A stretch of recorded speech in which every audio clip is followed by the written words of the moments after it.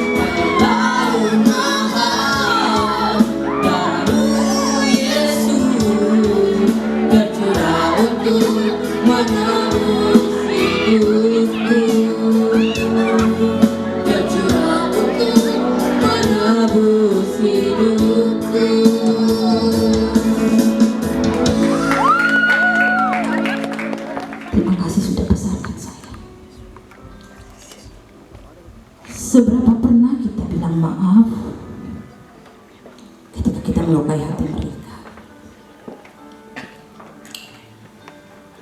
Seberapa sering kita membantu mereka, menolong meringankan beban mereka, terlalu sering atur-atur. Sadar tidak anak-anak, bahwa apa yang kita buat itu begitu menyakiti mereka. Cinta kasih orang tua adalah sebuah cinta kasih yang telah Tuhan hadirkan di hati mereka, yang tiada pernah mengenal lelah.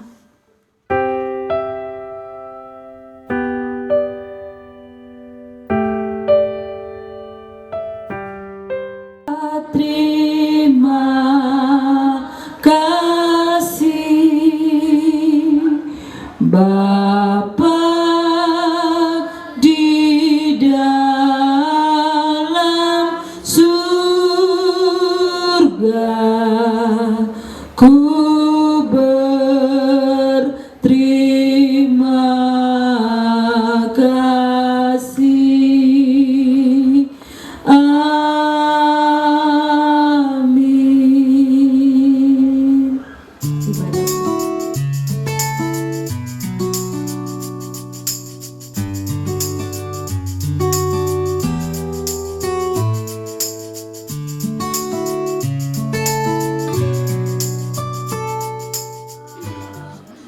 Dengan gembira bersama melangkah, kita semua menghadap Tuhan.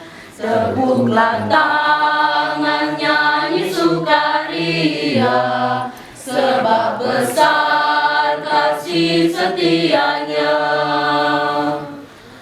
Angkat hati jiwa, mohon rahmat berlimpah.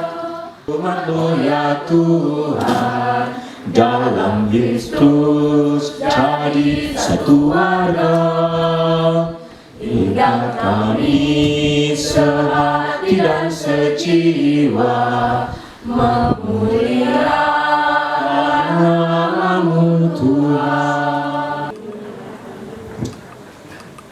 Injil Yohanes bab 15 ayat 9 sampai 17. Seperti Bapa telah mengasihi aku, demikianlah juga aku telah mengasihi kamu. Tinggallah di dalam kasihku itu. Jikalau kamu menuruti perintahku, kamu akan tinggal di dalam kasihku, seperti aku menuruti perintah Bapakku dan tinggal di dalam kasihnya. Semuanya itu kukatakan kepadamu, supaya sukacitaku ada di dalam kamu. Inilah perintahku, yaitu supaya kamu saling mengasihi, seperti aku telah mengasihi kamu. Tidak ada kasih yang lebih besar daripada kasih seorang yang memberikan nyawanya untuk sahabat-sahabatnya. Kamu adalah sahabatku jikalau kamu berbuat apa yang kuperintahkan kepadamu. Aku tidak menyebut kamu lagi hamba, sebab hamba tidak tahu apa yang diperbuat oleh tuannya. Tetapi aku menyebut kamu sahabat, karena aku telah memberitahukan kepada kamu segala sesuatu yang telah kudengar dari Bapakku. Bukan kamu yang memilih aku, tetapi akulah yang memilih kamu. Dan aku telah menetapkan kamu supaya kamu pergi dan menghasilkan buah, dan buahmu itu tetap, supaya apa yang kamu minta kepada Bapa dalam nama-Ku diberikannya kepadamu. Inilah perintahku kepadamu, kasihlah seorang akan yang lain. Demikianlah Injil Tuhan. Terpujilah Kristus. Saya pede aja sih.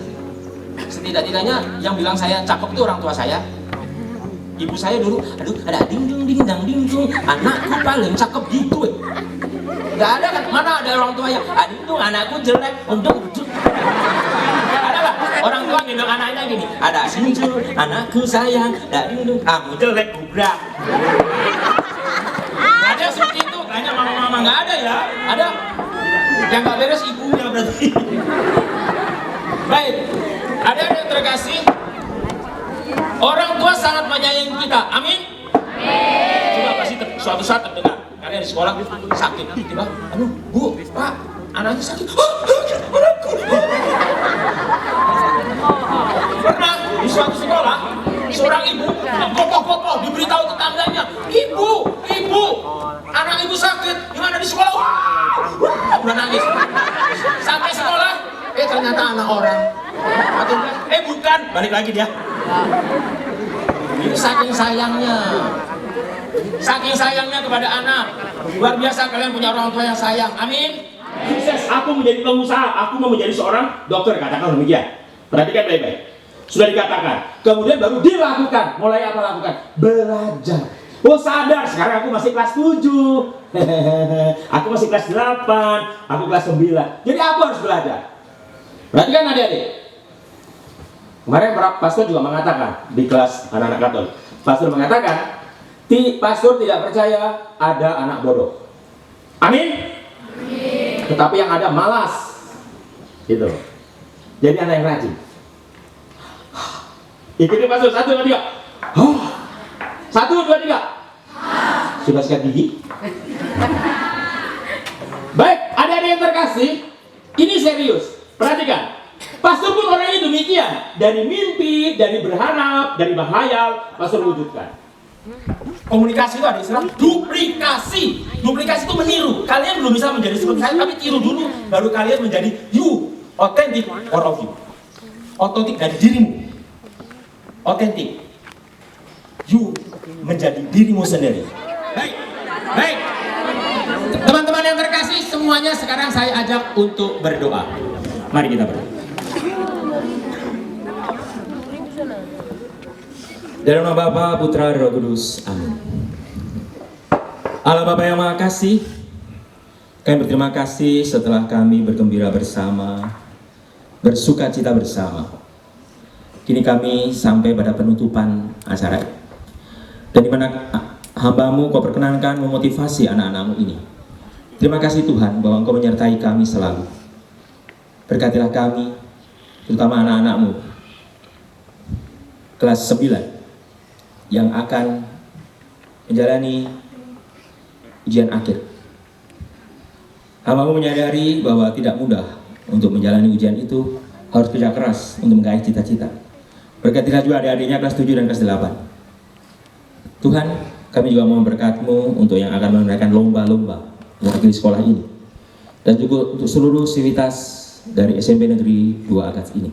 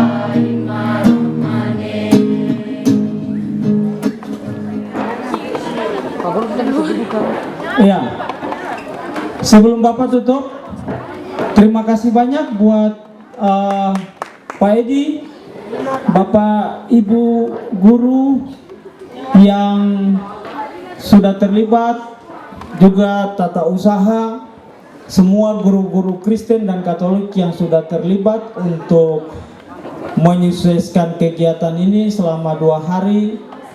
Bapak sampaikan terima kasih banyak.